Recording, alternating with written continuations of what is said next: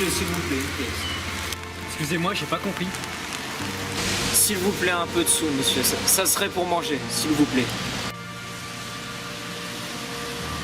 Ouais, tenez, c'est pas grand chose, mais c'est tout ce qui me reste. Bon bah, bonne journée. Merci. Monsieur, attendez.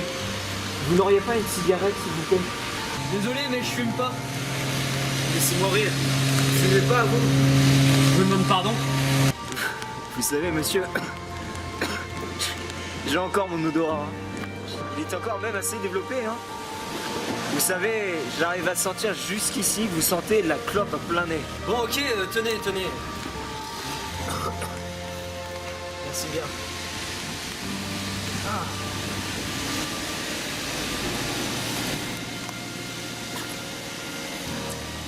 Sans vouloir vous offenser, ce n'est pas en vous abîmant les poumons que vous allez vous en sortir, monsieur. Vous savez, vous n'êtes pas la première personne à me le dire. Bon, bonne journée, monsieur. Vous osez dire bonne journée à une personne qui est en pleine précarité et qui se demande s'il va survivre dans les rues jusqu'à ce qu'on trouve un bon logement? Comme moi, par exemple. Vous êtes bien optimiste, hein, vous? Écoutez, qu'est-ce que vous voulez que je vous dise d'autre de plus? Il faut voir le bon côté, le côté positif dans la vie, sinon on n'avancera jamais. Effectivement, Quelque chose ne va pas? je pense vous avoir déjà vu quelque part. Eh bien, figurez-vous que moi aussi, je vous ai déjà vu quelque part. Peut-être que nous nous sommes rencontrés dans un autre monde. Vous avez un côté comique, n'est-ce pas? Je sais. Juste, sans être indiscret, quel est votre prénom? Je m'appelle Colin. Sans être indiscret, Colin comment? Virman. Colin Virman. Ah, je connais bien, s'il vous plaît. Et du coup, moi je m'appelle Timothée. Je le connais bien, ce prénom. C'est vraiment une pure coïncidence. En 6ème, justement, j'ai connu un Timothée. Au collège, il se faisait harceler. Et je sais pas ce qu'il est devenu aujourd'hui. Il se faisait harceler parce que, tout simplement, il ne savait pas lire. Et bien sûr, il était très réservé. C'est les aléas de la vie. Sérieusement, Timothée, c'est toi? À part si j'ai changé physiquement, c'est bien moi. Mais comment t'as pu en arriver jusque-là? Oh, tu sais, c'est une longue histoire. Hein. Mais viens boire un verre chez moi, on va en discuter. Tu es sûr? Tu sais, j'ai pas envie de te déranger. Hein. J'ai pas l'occasion qu'on me demande ça, tu sais, occasionnellement. Et viens, ça ne me dérange pas, je te dis.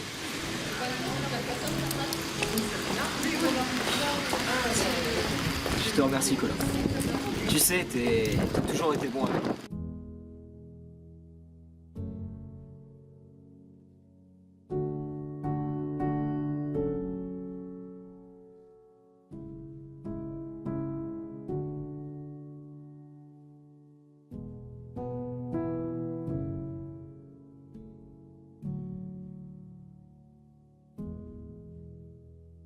Tu sais, j'aurais préféré te voir dans d'autres circonstances.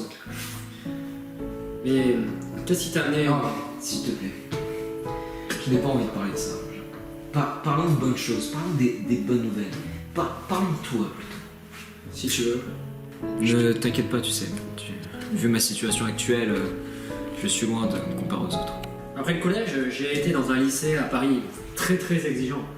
J'étais en bac littéraire. Puis après le lycée, je suis parti en prépa à la Sorbonne, toujours à Paris. Et du coup, j'ai eu un appartement dans le 11e arrondissement.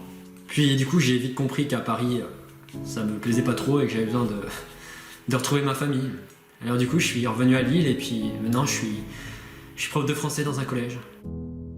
Ça va? Ils sont pas trop difficiles en cet âge de rébellion? Disons qu'il faut en recadrer souvent quelques-uns, mais sinon ils sont très travailleurs sur les bords, heureusement. Tu sais, je suis plutôt content que tu aies réussi à t'en sortir. Hein. Contrairement à moi, Je croyais que t'aimais pas te comparer aux autres. tu as raison. Et je m'en excuse. Bon, parle-moi un peu de toi. Tu veux que je commence par quoi? Eh bien, commence depuis la dernière fois qu'on s'est vu, après le collège. Je te préviens d'avance. Mon parcours n'est pas si rose que ça. C'est pas grave, raconte, vas-y. C'était assez complexe. Vois-tu, je me faisais souvent harceler. C'était très difficile pour moi. J'ai décidé ainsi de changer de bahut. J'ai parti vers un nouveau collège où, tu vois, j'avais l'impression d'être transparent. Comme il disait, j'ai un peu un outsider. C'était très difficile pour moi. Pendant un temps, je l'ai mal vécu. Tu vois, par exemple en sport, chaque fois on me mettait de côté. J'étais un peu celui qui ne savait rien faire. On me calculait même pas, tu vois. Je ne vivais pas vraiment d'harcèlement, vois-tu. On ne me frappait pas ni rien, mais un harcèlement moral, j'en vivais un tous les jours. Disons que j'avais un peu une bande hypocrite sur le dos, quoi, qui me crachait sur la gueule. J'en ai gardé un plutôt mauvais souvenir, vois-tu. Mais bon. Ensuite, c'est les années du lycée. Je devais bien sûr choisir un lycée. Je suis parti dans un lycée public. Ce n'était pas très joyeux. Je passais mon temps à sécher les cours, vois-tu. Parce que je me sentais pas à ma place. Les proviseurs, les profs m'humiliaient. Parce que je ne savais même pas lire, je ne savais même pas m'exprimer devant tout le monde. J'étais vraiment le rejeté, vois-tu. C'était difficile pour moi, alors voilà. J'ai passé des années vraiment dures. Mais bon, maintenant, ce ne sont que des démons intérieurs, vois-tu. Je n'y fais plus vraiment attention. Mais bon, en terminale, j'ai arrêté milieu terminale, vois-tu. J'ai même pas passé mon bac, je voyais même pas l'utilité. Surtout que je passais mon temps à sortir, à fumer, à prendre de la drogue, à me piquer, vois-tu. Ça menait à rien. N'ayant vraiment aucun avenir devant moi, j'ai décidé de faire un service civique. Vois-tu, ça ne m'a pas mené à grand chose aujourd'hui. J'ai vite arrêté, j'ai pas vraiment trouvé ma place. Alors voilà, les rues de Lille m'ont ouvert les portes et je suis mis à mendier et à boire de l'alcool. D'ailleurs, je comprends pas pourquoi est-ce que tes parents ils t'ont pas aidé. Je comprends pas en fait pourquoi ils t'ont laissé dans cette merde. C'est plutôt simple. Parce qu'ils sont décédés. Et voilà. Je suis désolé. Toutes mes condoléances. Faut pas t'excuser, tu sais. Ce n'est pas de ta faute. Ce sont de longues histoires qui reflètent de mon passé sombre. En tout cas, ma mère est morte d'une tumeur au cerveau, alors que je n'avais seulement que 6 ans. Un épisode douloureux. Et ensuite, mon père qui était alcoolique a décidé de mettre fin à ses jours. Cependant, ce n'était pas très gai à voir, surtout que je l'ai découvert dans la salle à manger, pendu. Ce n'était... Je ne préfère plus en parler. Et après ces événements, t'as été placé quelque part? J'ai été placé dans une famille d'accueil pendant 2 ans, jusqu'à mes 8 ans. À 6 ans, comme on dit, c'est le bel âge, l'âge de l'innocence. Je pensais être à l'encontre d'une famille d'accueil bienveillante, qui avait beaucoup d'affection, mais malheureusement c'était le contraire. Vois-tu, je passais mon temps à être la Cendrillon un peu de la famille. Ils passaient leur temps à me donner des tâches ménagères ou autres, et quand ils allaient en soirée, c'est moi qui m'occupais de la maison. Je passais tout le temps à la poussière, ouais, tu sais. Je faisais un peu les coins de table, quoi, vois-tu. En tout cas, ce n'était pas la joie. Et puis, le père de famille ne passait son temps qu'à me cracher dessus. Je ne sais pas, j'étais un déchet presque pour eux. Du coup, voilà, c'était un peu un enfer pour moi. Vois-tu, je n'en garde pas vraiment de bons souvenirs. La mort de mes parents m'avait assez marqué et vois-tu, arriver dans une famille d'accueil qui me maltraitait comme ça, j'avais l'impression d'être une ordure. Ce que je suis un peu, quoi. Eh ben, si tu veux arrêter d'en parler, je comprendrai, hein, t'es pas obligé de... Non. J'ai commencé. Je veux finir. Ok? Ok, bon, comme tu le droit. Continue. Ok. Globalement, à l'âge de mes 8 ans, vois-tu, j'ai décidé d'être placé en foyer avec d'autres garçons de mon âge, vois-tu, qui avaient perdu leurs parents. Je pense que tu t'en doutes. Ce n'était pas la joie immense. Comme d'habitude, on passait mon temps à me mettre de côté. La plupart des surveillants ou autres ne me calculaient même pas. Le seul qui me calculait vraiment, c'était mon voisin de chambre, Théo. C'était un frère ami pour moi. Et qu'est-ce qu'il est devenu?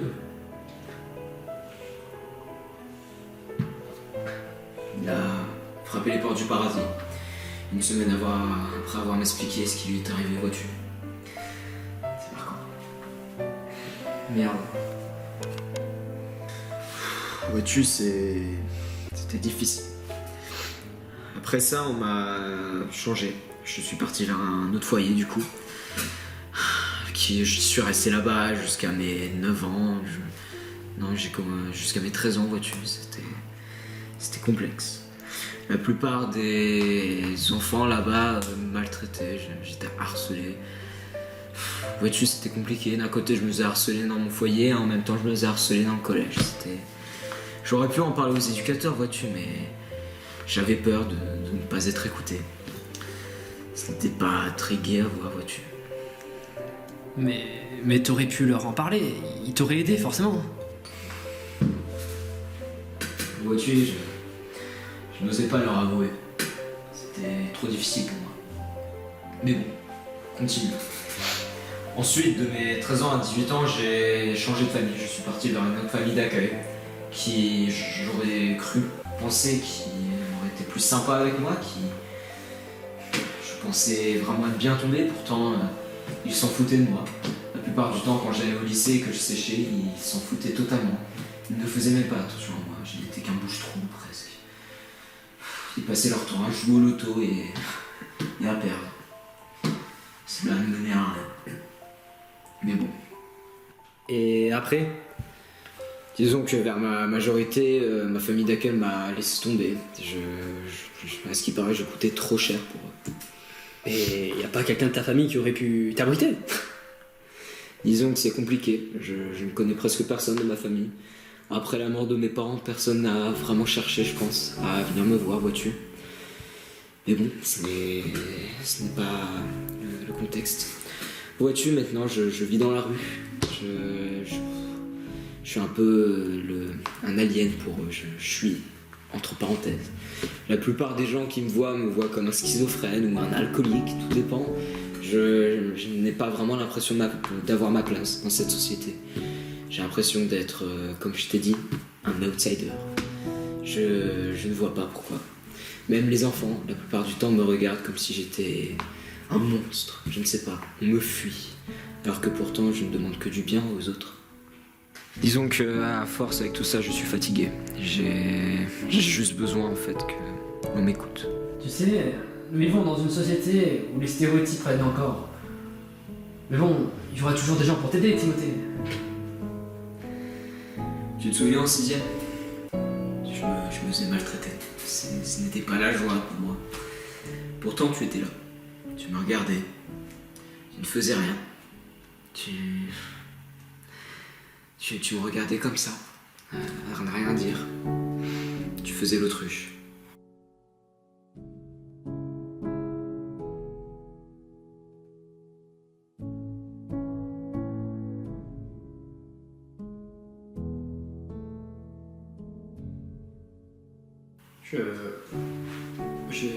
Je suis désolé, Timothée. C'est trop tard. C'est trop tard, quoi. Il fallait agir avant. Je sais bien et je regrette. Après tout ce que j'ai vécu, vois-tu, j'avais toujours un mot principal qui me tourmentait. L'esprit. Et c'était quoi? L'espoir. J'aurais une question, s'il te plaît. Est-ce que cela te dérange que j'utilise ta salle de bain pour me rafraîchir ton visage? Non, vas-y. Je te remercie.